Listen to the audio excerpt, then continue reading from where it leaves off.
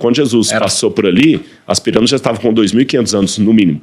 Só que provavelmente Jesus não passou pela região das pirâmides.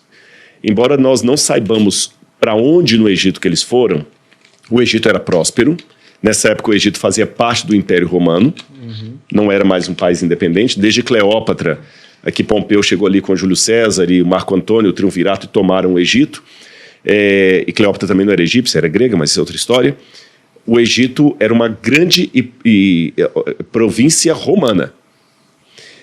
No Cairo hoje tem um bairro cristão onde eles contam a trajetória, que foi lá que Maria foi morar com José, mas isso é tradição, piedade religiosa, não podemos afirmar. Existe a possibilidade arqueológica que Jesus, possibilidade, tá? Tivesse ido talvez para a região de Alexandria. Faz mais sentido. Porque em Alexandria, que fica no norte do Egito, ali na beira do mar Mediterrâneo, havia muitos judeus morando em Alexandria. Alexandria tinha 5 grandes bairros. 2 eram só de judeus.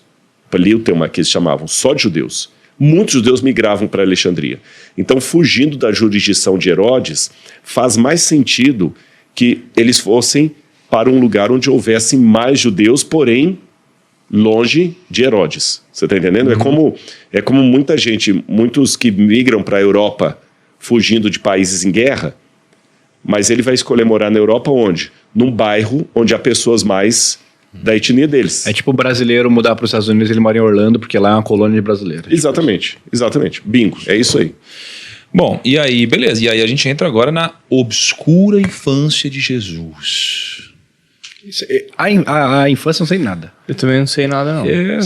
Talvez saibamos pouca jogar coisa peão, sobre. não sei, bola de gude. Por que eu digo obscura? Porque a gente tem poucas informações sobre a adolescência, especificamente dele. Então, olha só. A infância de Jesus foi normal para sua época. Tá? A Bíblia diz que Jesus era obediente a seus pais. Ele cresceu em tamanho, em sabedoria e em graça. E Jesus sabia ler hebraico e conhecia bem as escrituras. Isso aqui a gente percebe em algumas passagens. Ele provavelmente recebeu a educação básica que todo menino judeu recebia para poder ler e compreender a palavra de Deus. Jesus era carpinteiro, né? Eu diria como seu pai, mas você falou que ele não era carpinteiro, ele era construtor. É que carpinteiro, na verdade, isso aqui foi uma influência tanto da tradução latina da Bíblia Vulgata, quanto das línguas em inglês.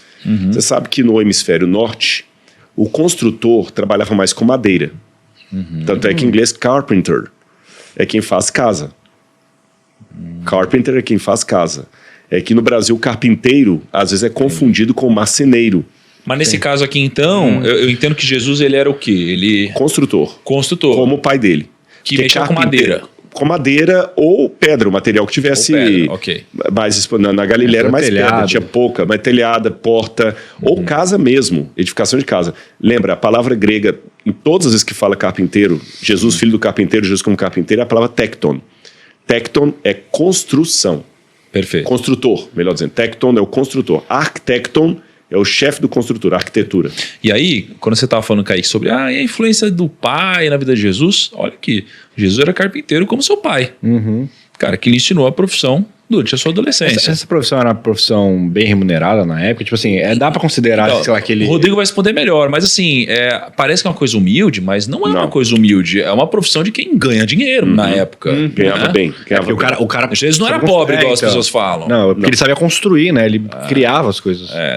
Em algum ponto eu quero entrar nisso, porque as pessoas gostam muito, né, no mundo cristão, de quase que dizer que assim, a pessoa ela é humilde só se for pobre, e Jesus era o mais pobre de todos, coitadinho e tal. E não era bem assim, né? Então, depois eu vou querer entrar nisso, porque acho que é um ponto importante e contra-intuitivo.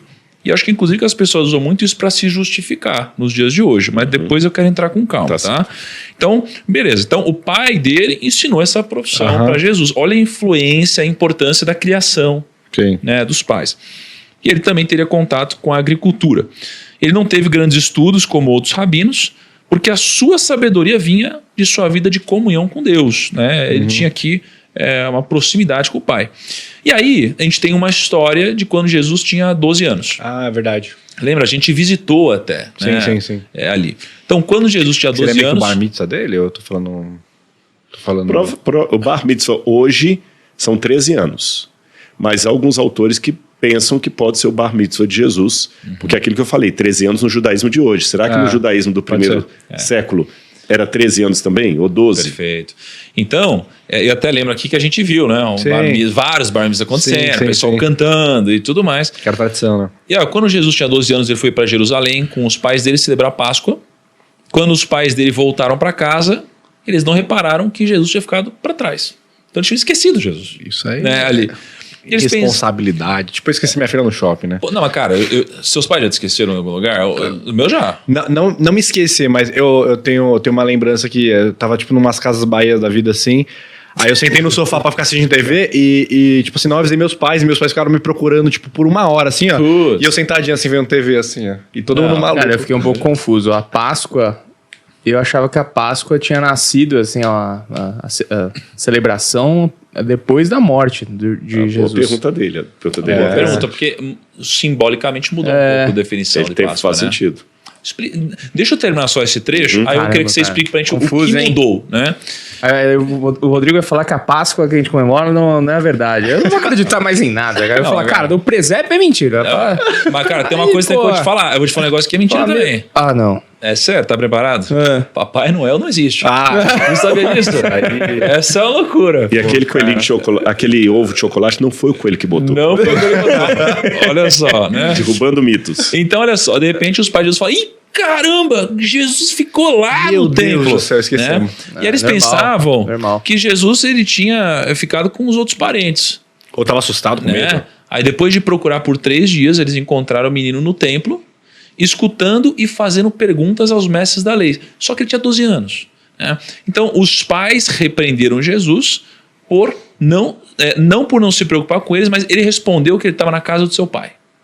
Os mestres da lei nessa época eram os rabinos, né? Que eles... Rabinos. Né? E aí Jesus foi para casa. Então, olha só.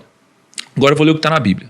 Depois de 3 dias, o encontraram no templo, sentado entre os mestres, ouvindo-os e fazendo-lhes perguntas. Que, aliás, Jesus fazia muito isso. Ele fazia muitas perguntas. Era um jeito muito interessante de se comunicar. Fazer os outros refletir.